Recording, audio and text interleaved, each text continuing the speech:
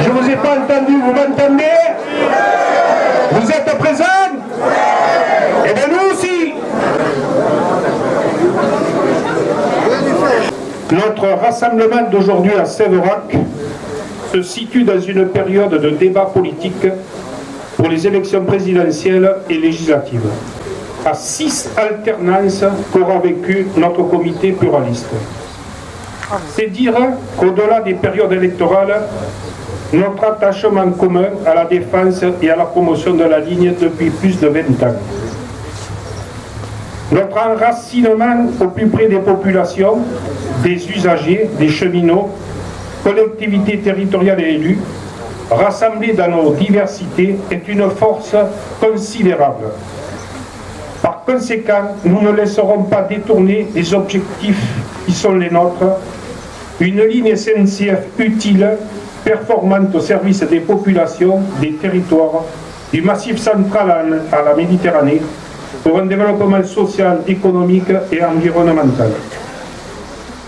En ce qui concerne la négociation entre le Conseil régional Occitanie et la SNCF sur la future convention, nous devons nous en mêler. Ne déléguons à personne notre pouvoir d'intervenir, car nous connaissons les manœuvres et leur façon d'opérer des directions SNCF. Toutes les gares du réseau à voie unique devront être ouvertes au service de la circulation afin de disponibiliser le réseau, la maintenance et fiabiliser les circulations, le report de croisement. Toute modification d'horaire devra être soumise à l'approbation des collectivités locales, au comité de ligne et au comité de partenaires avant d'être validée. Je vous propose qu'on fasse comme à Bénarieux, de voter également ici à Séverac des paragraphes que nous souhaitons voir inclure dans la future convention, mais qui se rajoutent. On ne peut pas disséquer en rondelles de saucisson la cohérence de la ligne Béziers-Sable. Certes, les besoins exprimés sont différents d'un bassin de vie à un autre, mais il y a une cohérence à admettre et à respecter pour cette ligne, véritable épine dorsale du Massif central. C'est bien l'avenir du réseau ferré lozérien, appelé le Grand H lozérien, qui conditionne, parce qu'il y a une cohérence de la ligne de réseau, l'avenir immédiat du ferroviaire dans l'Aveyron, et plus particulièrement de Millau-Séverac-Rodez. C'est la raison pour laquelle nous avons lancé une grande pétition pour la rénovation du Grand H lozérien et sa modernisation. En faisant de Séverac-le-Château, comme on le propose depuis plus de 20 ans, une plateforme intermodale route-rail, une interface dont d'ailleurs les chambres de commerce et d'industrie correspondantes avaient approuvé toute leur pertinence. Et puis n'oublions pas que l'État a signé un accord avec le Conseil régional Occitanie sur une expérience où tout nous est autorisé. Que veut dire l'expérimentation acquise pour 2 ans avec le TEP Lobrac? Je le répète, il ne s'agit pas d'un sursis ou d'une vie de 2 ans. Il s'agit d'expérience où projet de territoire local en lien avec la ligne est déposé. Ce qui permet toutes les audaces en termes de propositions pour les trains de voyageurs comme pour le transport marchandises. Tout est acceptable si ça va dans le sens du développement du service public avec des cheminots dans les gares et les trains. Et celui-là, oui, parce qu'il sera possible de créer 600 emplois sur la ligne si on applique nos propositions. 600 emplois à créer qui s'ajoutent à ceux existants et dont les conséquences en termes induits, mais aussi qui aident au maintien de l'emploi industriel, comme celui des 350 emplois industriels à ArcelorMittal à Saint-Chili. Séverac est une plaque tournante intermodale. Le duo Neussargues-Saint-Flour, Saint-Chili, des hauts-cantons de l'Hérault, tout prédispose cette ligne à être l'axe principal, massif central méditerranéen, et plus particulièrement vers le port de Sète. Aujourd'hui, Séverac est un moment clé de notre mobilisation qui ne va pas s'arrêter. Amis et camarades, ne lâchons rien, car personne ne pourra écrire l'histoire à notre place. Une histoire déjà riche mais qui continue, car nous sommes porteurs de modernité et respectueux de la société. Comme j'ai l'habitude de le dire, le pot de fer c'est nous, le pot d'argile ce sont eux. Ben, Séverac, tout le monde le sait, a tenu une place forte au niveau du chemin de fer jusqu'à ce déclin que tous nous regrettons, puisqu'ici, à Sévérac, après-guerre, il y avait jusqu'à 500 cheminots quand même, avec le dépôt. Et je me tourne vers le maire, mon collègue maire de Capdenac, Sévérac. Ça avait du sens au niveau ferroviaire en Aveyron. Regardons nos lignes, essayons d'améliorer les choses, bien sûr. Ne rêvons pas, ça ne sera pas le TGV, mais en desserte locale, il faut absolument maintenir ces lignes. Avant, il y avait 3 régions, Auvergne, Languedoc-Roussillon et Midi-Pyrénées. Aujourd'hui, c'est Occitanie qui gère la plupart du réseau qui nous concerne, et ce qui est une bonne chose, je pense, en termes d'efficacité. C'est vrai que le château est prêt à accueillir toute activité au niveau de sa gare, puisque heureusement, à l'arrière de nous, de l'autre côté des voies, il y a 3 hectares disponibles à la place de l'ancien triage et du bâtiment, une partie de l'ancien bâtiment du dépôt. Mais en tout cas, je pense que notre devoir et notre mobilisation, elle est de rester unis sur cette volonté de faire en sorte que différents usages continuent d'exister et peut-être se développent sur ces voies ferrées. Je voudrais dire aussi que la mobilisation et l'unité que nous affichons avec le Conseil régional ce matin, avec le Conseil général qui est représenté ici, avec les élus des communes, c'est la même que celle que nous avons affichée il y a encore une dizaine de jours sur le sujet de la route et de la RN 88 qui est particulièrement important ici à Sévérac d'Aveyron, parce que c'est effectivement un carrefour, et que je ne crois pas qu'il faille opposer dans les esprits le devenir de l'infrastructure routière et le devenir de l'infrastructure ferroviaire. Moi je le dis simplement, il nous faut les deux. Voilà, il nous faut les deux et nous nous battrons de la même manière pour les deux. Il faut faire ce qu'on fait ce matin, être tous unis pour aller imposer, demander fortement à l'État de mettre le premier euro. Donc moi aujourd'hui je me réjouis d'entendre tous les partis politiques dire que vous êtes pour le contrat de plan où on inscrira cette ligne et où il faut que l'État mette un euro. Et j'espère que le gouvernement qui va arriver mettra ce fameux euro pour justement débloquer ces enveloppes pour enfin permettre que notre ligne vive. Parce que l'argent y était, il avait été voté, c'était des milliers et des milliers d'euros qui n'ont jamais été utilisés, faute de l'État qui à l'époque était l'État Sarkozy. Je souhaitais intervenir ici pour vous faire part d'une mobilisation qui peut être gagnante. C'est celle qui est concernée le train de nuit Rodez-Paris, puisqu'il était prévu que ce train ne desserve plus tout un territoire entre Brive et Rodez.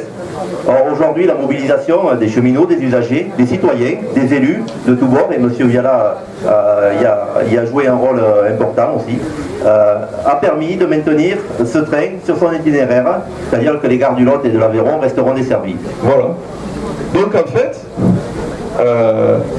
on a des usines à Fos-sur-Mer et à Dunkerque qui ravitaillent l'usine de Saint-Chély par train. Oh tiens, c'est bizarre quand même. Et par où ça passe? Par la ligne Béziers-Nassargues. Et donc ce qui est important, c'est que moi je suis jaloux. Quand je vois toutes ces casseroles à Montretout, dans la Sarthe et à Paris, je dis mais nous on veut des casseroles en Aveyron et à Lozère. Mais des casseroles industrielles. et donc je me dis que pour venir de Fos à Saint-Chély, on peut très bien utiliser la ligne existante plutôt que d'aller faire le tour par Clermont-Ferrand, on fait 300 km de plus. Et sachez quand même que le train paye péage au kilomètre et que si on en fait 300 de moins, ça fait 300 km péage d'économiser. Donc ça représente quand même une économie sur le transport pour l'usine de Saint-Chély. Okay. Et après, soit on fabrique des casseroles à Saint-Chély, soit on a un train qui transporte de l'acier et qui s'arrête sur toute la ligne, on peut construire une usine de casseroles partout. Et les dispatcher.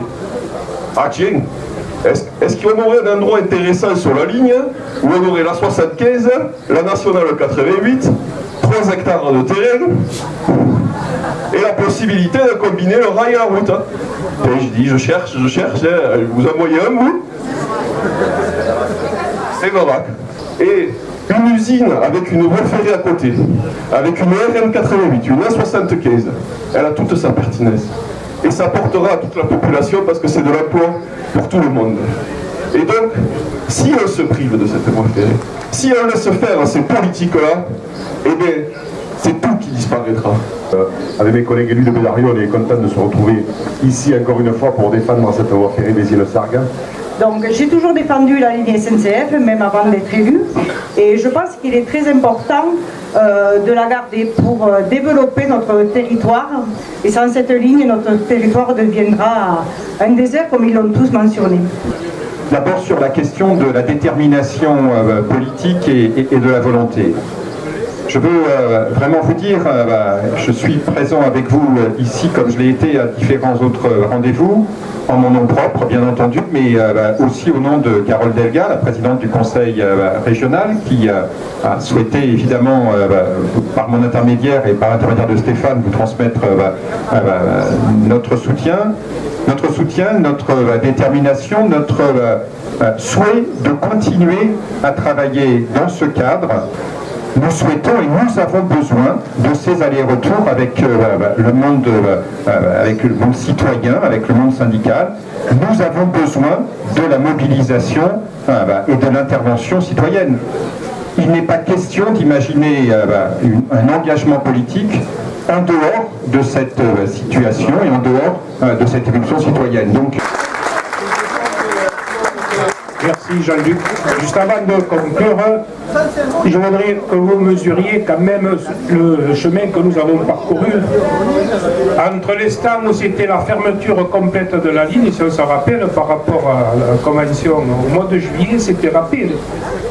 Au mois de juillet, c'était rapide. Ils avaient décidé de fermer la ligne, de supprimer le bras et d'engager un processus.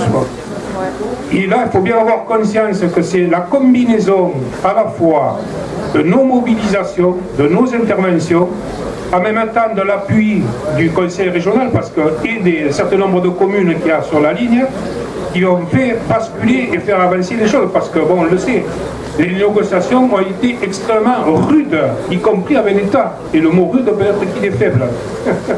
Donc, chaque fois que l'on fait quelque chose, chaque fois que l'on bouge, on fait bouger les lignes. Ça semblait complètement bouché par rapport, je ne savais pas ce que tu viens de dire, Jean-Luc, sur Auvergne. Il faut le prendre au positif parce que on m'a communiqué un compte rendu d'une rencontre qu'il y a eu entre le conseil régional Auvergne-Rhône-Alpes et les associations de défense du rail.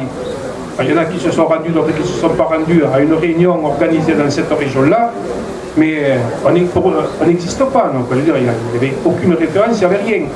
Donc le fait qu'il y a des choses qui sont enclenchées sous l'impulsion à la fois de l'État, du Conseil régional Occitanie, qui contraignent pour des raisons que chacun peut mesurer aussi.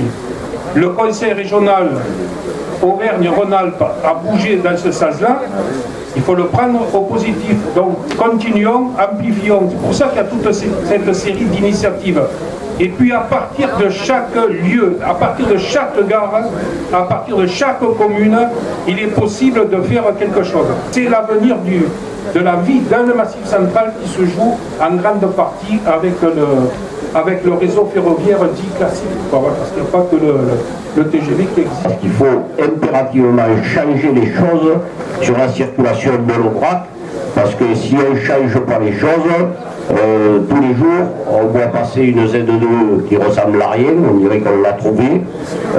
À Nosargues, c'est pareil. On ne peut pas inciter les gens à prendre ce train dans l'état où il est à l'heure actuelle. 2 ans d'expérimentation, si c'est pour le laisser comme il est à l'heure actuelle, c'est pas la peine. C'est pas la peine. Il faut que quelque chose change sur cette façon de faire circuler ce train. L'histoire des bons actions. Pourquoi on a sorti ça? C'est que la SNCF appartient à la nation. Elle n'appartient pas à Guillaume Pépi, ni aux directions régionales, ni à quelqu'un élu que ce soit, au sens du mandat. Ça appartient aux citoyens, ça appartient aux collectivités, ça appartient aux cheminots qui travaillent, ça appartient aux usagers qui le prennent. À partir de l'idée, la SNCF appartient à la nation.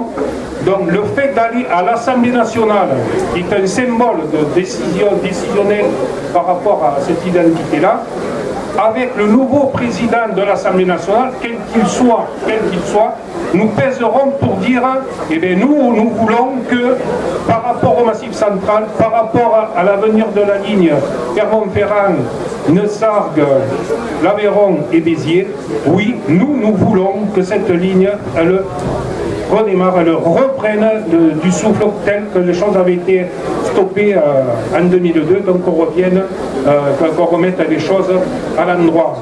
Donc c'est un combat, on le sait que c'est un combat, ça fait 22 ans que ça dure, il y en a qui voudraient nous enterrer, voilà, ça c'est le premier point. Le deuxième point, c'est que donc chacun comprend bien que le fait de dire ici à Séverac-le-Château que le grand H lozérien, c'est l'enjeu clé de tout le réseau ferroviaire dans le Massif central, c'est un message